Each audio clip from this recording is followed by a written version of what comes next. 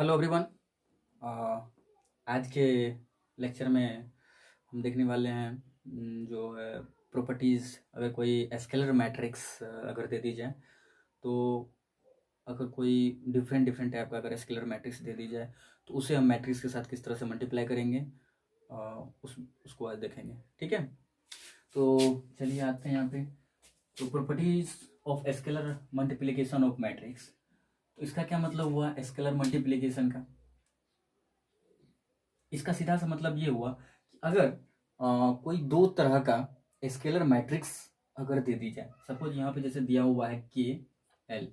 ठीक है, तो जब के एल दिया हुआ है तो ये जरूरी हो सकता है कि के और एल के साथ किसी एक मैट्रिक्स को आपको मल्टीप्लाई करने को कह दिया जाए। तो आप कैसे करेंगे? ठीक है, अगर सपोज करते हैं कि जैसे ए प्लस बी ये एक मैट्रिक्स है। ठीक है, ए अलग मैट्रिक्स है और बी अलग मैट्रिक्स है। ठीक है, अगर इसमें किसी कांस्टेंट से मल्टीप्लाई करने को कह दिया जाए तो कैसे करेंगे आप? तो करना क्या है, ये सिंपली हर बार बता रहे हैं कि किसी मैट्रिक्स को जो अगर डिनोट करना है तो किस तरह से करते हैं। सिंपली हमें पता है कि ए को ए ऑफ आई जे लिख सकते हैं। ठीक है, तो जब ये यहाँ कंस्टेंट है तो हम इसे बाहर में अभी रहने देते हैं। बाकी ए को हमें क्या लिखना है, जरा देखिए। ए को मैट्रिक्स यानी स्क्वायर ब्रैकेट के अंदर रखते हैं मैट्रिक्स को, तो इसलिए यहाँ पर भी रखना होगा। तो A of I J plus B को क्या लिख सकते हैं, बी ऑफ आई जे। ठीक है, तो ए को ए ऑफ आई जे, बी को बी ऑफ आई जे। अब जो ये कंस्टेंट मल्टीप्लाई होगा तो किस तरह से होगा, इसको हम सिंपली ऐसे लिख सकते हैं, ए ऑफ आई जे प्लस के इंटू बी ऑफ आई जे। ठीक है, इस तरह से कर सकते हैं। तो इतना समझ में आएगा, किसी अगर कोई कंस्टेंट दिया रहेगा तो उस कंस्टेंट के साथ किस तरह से बिहेव करना है, किस तरह से मल्टीप्लाई करना है। सपोज कीजिए अगर आप इस तरह से दिया रहे, सॉरी के प्लस एल, और इसके साथ किसी मैट्रिक्स को मल्टीप्लाई करने को कह दिया जाए, तो आप कैसे कर सकते हैं? तो सिंपली करना क्या है, करना ये है कि के प्लस एल तो आपको दिया हुआ है।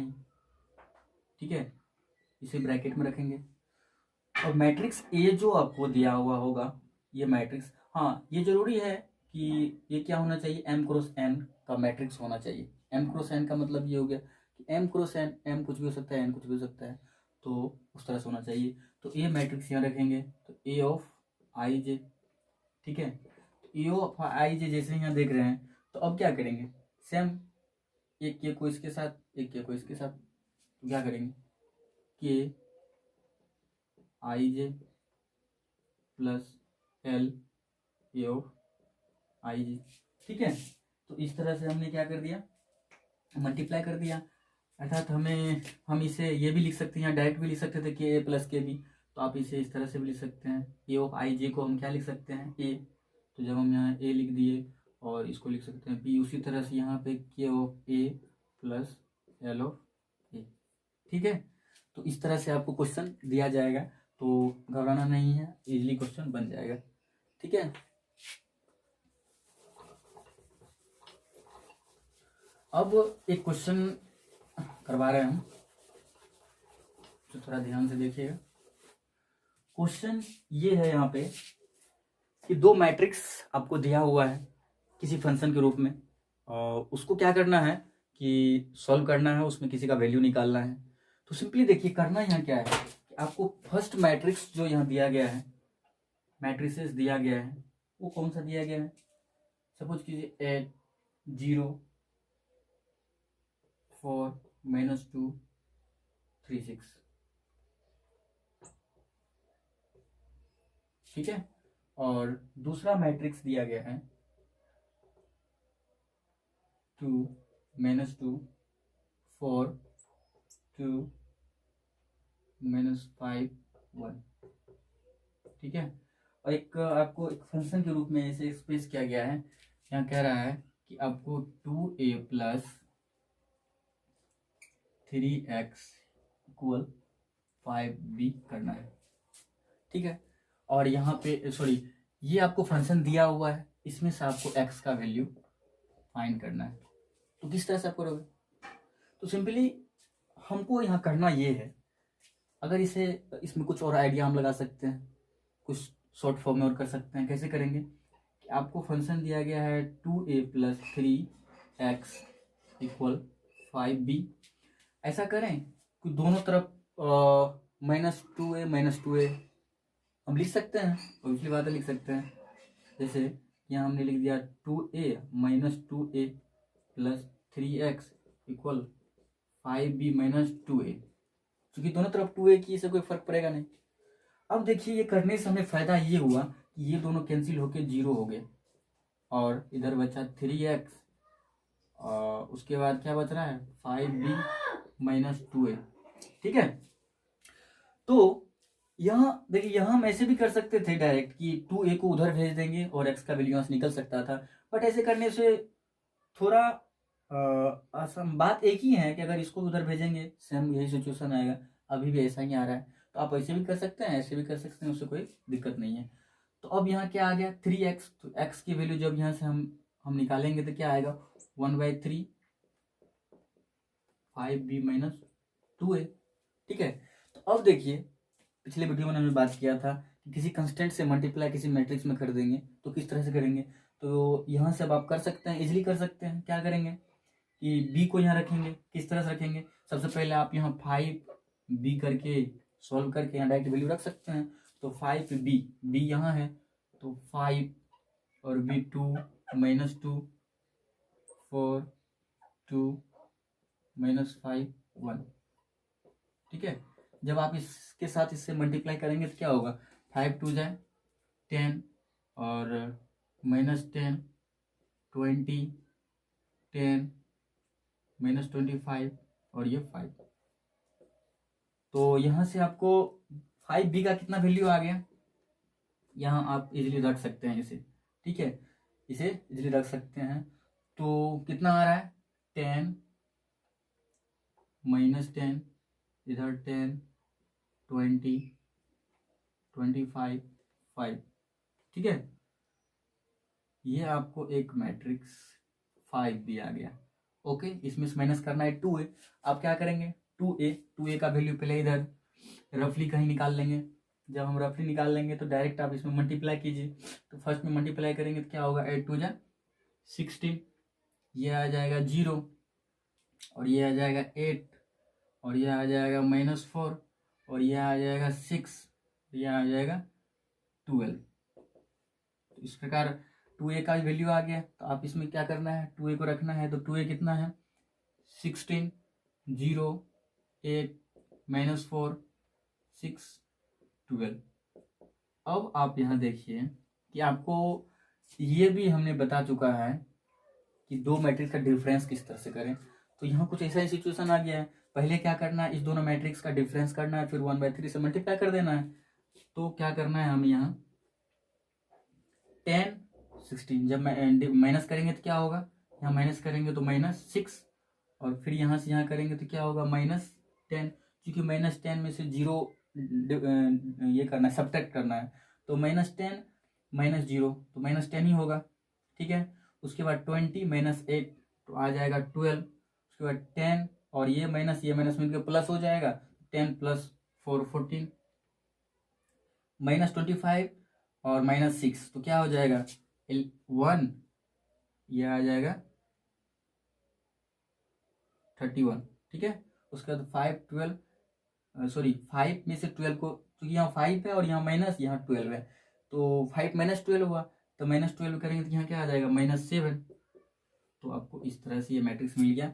अब क्या करना है सिंपली 1/3 से मल्टीप्लाई कर देंगे। जब 1/3 से मल्टीप्लाई करेंगे तो हमें क्या मिलेगा, इसमें जब डिवाइड करेंगे 1/3 जब मल्टीप्लाई करेंगे तो 6/3 आ जाएगा। और 6/3 कितना होता है 2 और यहाँ माइनस है तो -2 हो गया, ठीक है। फिर यहाँ करेंगे तो -10/3, फिर यहाँ करेंगे तो 4 आ जाएगा। फिर यहाँ करेंगे तो 14/3 आ जाएगा। फिर यहाँ करेंगे तो -31/3 3 आ जाएगा, फिर यहाँ करेंगे तो -7/3 आ जाएगा। तो इस प्रकार आपको x का वैल्यू फाइंड हो गया। ठीक है, अब आप इसे नोट कर सकते हैं। ठीक है, अब ये देखते हैं कि दो मैट्रिक्स का मल्टीप्लिकेशन किस तरह से करते हैं। ठीक है, तो पहले तो इजी लैंग्वेज में समझ लेते हैं कि मैट्रिक्स का मल्टीप्लिकेशन करना क्यों होता है, मतलब हम तो डायरेक्ट कर सकते हैं, उसी में क्यों कर रहे हैं? तो इसलिए कर रहे हैं, मतलब उसको पहले ही बता दें कि मैट्रिक्स एक अरेंजमेंट है, ये अपनी इच्छा पर डिपेंड है कि किस तरह से आप अरेंज कर पाते हैं। ठीक है, तो सपोज कीजिए कि एक राम है, एक श्याम है, ये दोनों मार्केट जाता है और एक पेन 2 कॉपी खरीदता है। एक पेन 2 कॉपी, इसका एक पेन हो गया और ये दूसरा कॉपी हो गया। और श्याम क्या है, ये 2 पेन 3 कॉपी खरीदता है, 2 पेन 3 कॉपी खरीदता है। सपोज कीजिए कि एक पेन का कीमत जो है 5 रुपया है और कॉपी का 10 रुपया है। तो एक पेन का कीमत अगर 5 रुपया है और एक कॉपी का कीमत 10 रुपया है, तो आप इसे मैट्रिक्स रूप में किस तरह से अरेंज करेंगे? सबसे बड़ी बात वो है। तो बड़ी बात ये है, तो हमको क्या लिखना है सबसे पहले, 1 2 2 3। और इसे किस तरह से लिखना है, सपोज कीजिए अभी राम का एक पेन का कीमत 5 रुपया और कॉपी का 10 रुपया है। तो 1 और 5 को अगर यहाँ हम मल्टीप्लाई कर दें और यहाँ टोटल निकालना है, ठीक है, टोटल पता करना है, तो फिर इसमें क्या करेंगे, ऐड करेंगे और 2 10 को मल्टीप्लाई करेंगे तो 20 हो जाएगा। तो 2 × 10 20 हो जाएगा। तो क्या कर रहे हैं, 5 + 40, सॉरी हाँ ये सॉरी यहाँ 10 होता तो 20 यहाँ आ जाएगा, क्योंकि 2 × 10 20 आएगा। ठीक है, इसका इतना आ गया। क्या मैट्रिक्स के थ्रू हमें इतना आ पाएगा, वो हमें देखना है। और इसका चलिए श्याम का देख लें, तो श्याम का 2 पेन 3 कॉपी था, तो 2 पेन तो 5 रुपया प्रत्येक पेन का दाम है, कीमत है। तो 5 2 × 2 5 और इसमें ऐड क्या करेंगे, 3 × 10, ये आ जाएगा 10 और ये आ जाएगा 30। तो 30 10 40। क्या मैट्रिक्स के थ्रू इतना आ सकता है, वो हम देख लेते हैं। तो हमने लिख दिया 5 और लिख दिया 10। अब देखिए इस फॉर्म में किस तरह से हम मल्टीप्लिकेशन करते हैं। ठीक है, आपको आगे चल के अभी आगे पढ़ेंगे तो आगे कुछ इस तरह से दिया जाएगा कि एक मैट्रिक्स ये दूसरा है, ये एक मैट्रिक्स ये पहला, एक दूसरा मैट्रिक्स है, तो इस दोनों मैट्रिक्स का मल्टीप्लिकेशन कीजिए। तो हम सब तरह से बताएंगे, पहले थोड़ा इजी समझ लेते हैं। तो सपोज कीजिए इस दोनों मैट्रिक्स को आपको मल्टीप्लाई करना है, तो क्या करेंगे, सबसे पहले इस फर्स्ट रो को सबसे पहले देखना है। ठीक है, जब हमने फर्स्ट रो को देखा तो फर्स्ट रो और इसका फर्स्ट कॉलम, फर्स्ट कॉलम का फर्स्ट एलिमेंट कौन सा है, 5 है, तो क्या कर देनी है, 1 × 5।